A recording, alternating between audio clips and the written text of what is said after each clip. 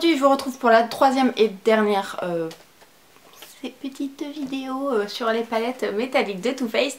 Et aujourd'hui je vais vous présenter la palette à la mode. Donc voilà, packaging très estival, très sympatoche. Le derrière, toujours ce même petit packaging sympatoche. Voilà, voilà.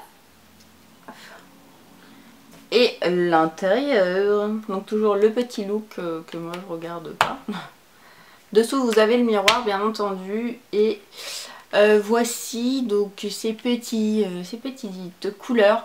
Donc avant de commencer, je me répète dans chaque petite série de vidéos parce que vous les avez pas forcément toutes vues et c'est normal, vous regardez ce qui vous intéresse, encore heureux. Mais voilà, Too Faced c'est vraiment une marque qui a une qualité exceptionnelle, la tenue est très bonne, la pigmentation dans l'ensemble pour quasiment 100% des fards est excellente, voilà, les couleurs sont sublimes, les packagings sont sublimes, j'ai que du plus à dire sur cette marque. Donc je pense que le mieux c'est de passer au swatch maintenant. Donc comme toutes les palettes métalliques, vous avez trois looks, donc le look de jour, le look classique et le look fashion. Donc on va commencer par le gros fard et faire comme ça, gros fard comme ça, gros fard comme ça.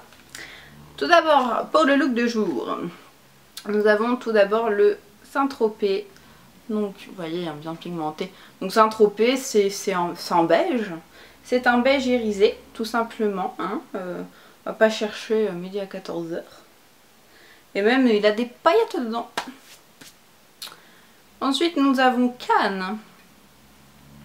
Cannes qui est juste là et qui est un orange cuivré, un orange cuivré, qui est un jaune poudreux par contre lui, mais qui reste très joli. Ensuite nous avons Soleil, qui est juste ici, et Soleil qui est qui est ultra pigmenté déjà, pas de poudre du tout, et qui est marron avec des reflets aubergine. J'adore ces couleurs. Ensuite le look classique, premier phare, nous avons Riviera.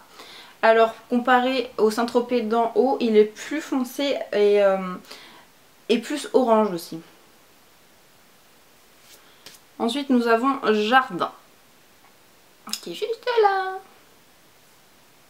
Jardin qui est un chouïa plus poudreux comme Cannes et qui est un espèce de rose, de rose, et l'impression qu'il a des reflets dorés, donc ça lui donne un petit côté sympathique que j'aime bien.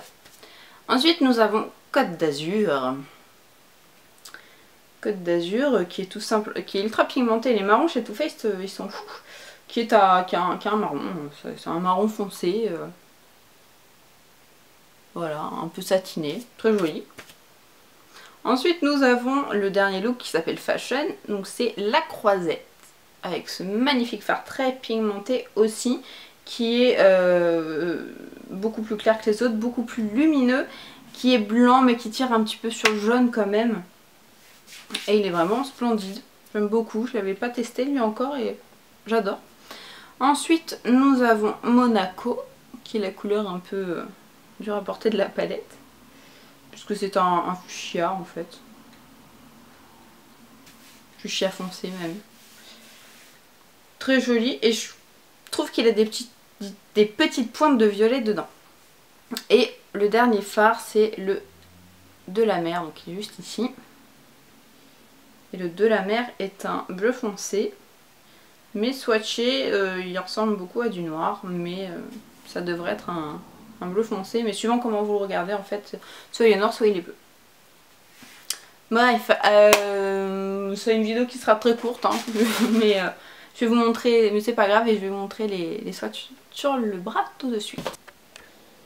Donc voici les bestioles. Donc ça commence ici, hein, le premier, mais bon vous savez qu'avec ma peau claire on voit pas forcément les fards les plus clairs.